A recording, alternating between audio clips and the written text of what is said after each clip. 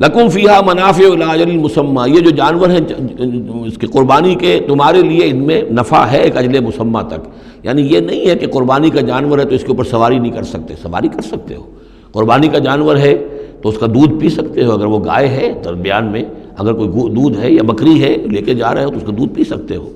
منافع الی اجل مسمى، ایک وقت معین تک کے لیے، ثم محلها الی بیت العتیق، پھر ان کا جو اصل مقام ہے جہاں انہیں لے جا کر پیش کر دینا ہے وہ ہے بیت العتیق، یعنی اللہ کا گھر۔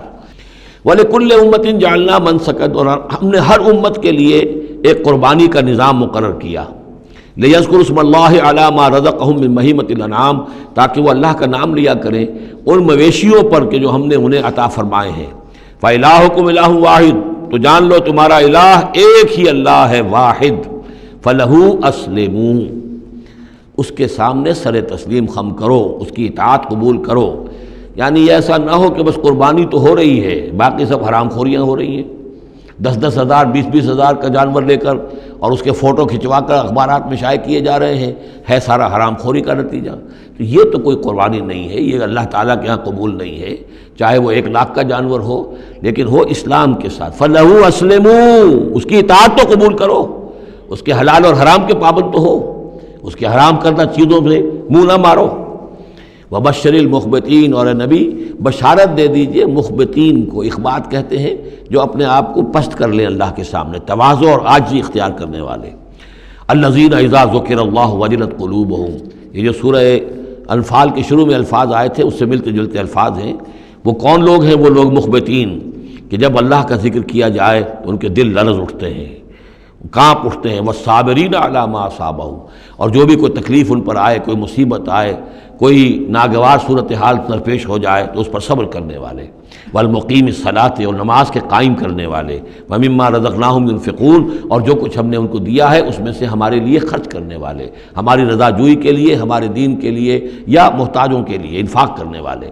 اللہم ربنا اجعلنا منہم والبدن جعلناها لکم من شعائر اللہ، اور یہ جو قربانی کے جانور خاص طور پر اونٹ ہیں ان کو ہم نے تمہارے لیے ان کو بھی شاعر بنا دیا، یہ بھی اللہ کے شاعر میں سے ہے، اس لیے کہ یہ اونٹ جو ہے ابھی اللہ کے نام پر قربان کیے جا رہے ہیں۔ لکم فیہا خیر، تمہارے لیے ان میں خیر ہے، بھلائی ہے۔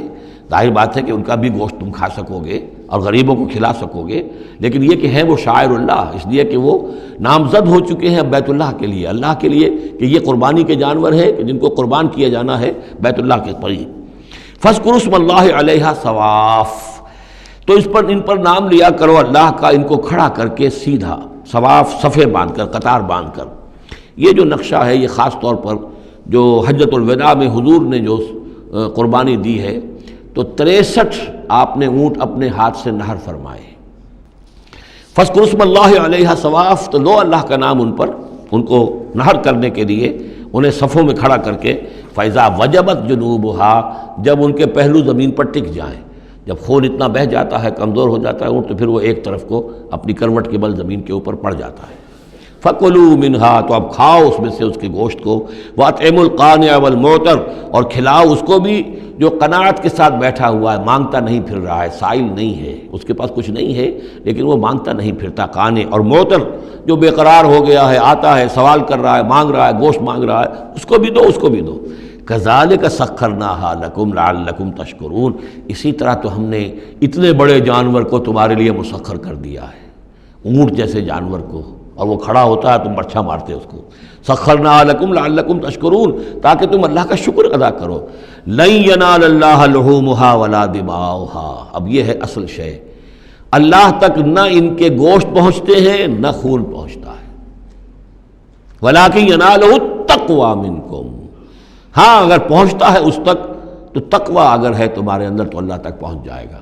یعنی یہ کہ ایک یہ رسومات ہے، ظاہری شکل ہے، ظاہری شکل اصل دین نہیں ہے، اگرچہ اس کے بغیر بھی تو حقیقت جو ہے وہ کسی نہ کسی حیول ہی میں ظاہر ہوگی، کوئی نہ کوئی اسے پیکر چاہیے۔ تو ان عبادات کا پیکر بھی اہم ہے، لیکن صرف پیکر کو نہ سمجھیں، ظاہر کو نہ سمجھیں، اصل شے اس کی روح ہے، روح تقوی۔ وہ جو علامہ اقبال نے کہا ہے کہ رہ گئی رسم اذاں روح بلالی نہ رہی، فلسفہ رہ گیا تلقین غزالی نہ رہی، اور نماز و روزہ و قربانی و حج یہ سب باقی ہیں، تو باقی نہیں ہے۔ وہ ہمارا وہ تقوی، ہمارا اللہ کے ساتھ خلوص و اخلاص، قربانی جب انسان دے رہا ہو تو واقعتاً اس کے اپنے اندر اگر تقویٰ بھی ہے، اس نے حلال ذریعے سے کمائے ہوئے مال میں سے اس نے اتنی محنت کی ہے کہ اس میں سے اِثار کر رہا ہے، اللہ کے نام پر ایک جانور کو ذبح کر رہا ہے، پھر خود اپنی زندگی میں وہ اللہ کے قوانین کا پابند ہے، اسی کے مطابق زندگی گزار رہا ہے، اور وہ اپنی توانائیاں، قوتیں، صلاحیتیں اللہ کی راہ میں لگا رہا ہے، اس کی قربانی ہے۔ باقی اگر یہ نہیں ہے تو ٹھیک ہے، چلیے کم سے کم غریبوں کو گوشت مل جائے گا، کچھ نہ کچھ فائدہ تو ہو ہی جائے گا، لیکن یہ کہ وہ اصل قربانی نہیں ہے، اللہ تک کچھ نہیں پہنچے گا تمہارا۔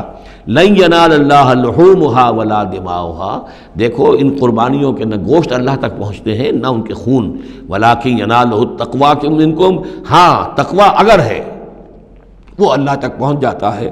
کذالک سخرھا لکم لتکبروا اللہ علی ما ھداکم، اسی طرح اللہ تعالیٰ نے اسے تمہارے لیے مسخر کر دیا ہے، لتکبروا اللہ علی ما ھداکم، تاکہ تم اللہ کی تکبیر کیا کرو اس ہدایت پر جو اس نے تمہیں دی ہے۔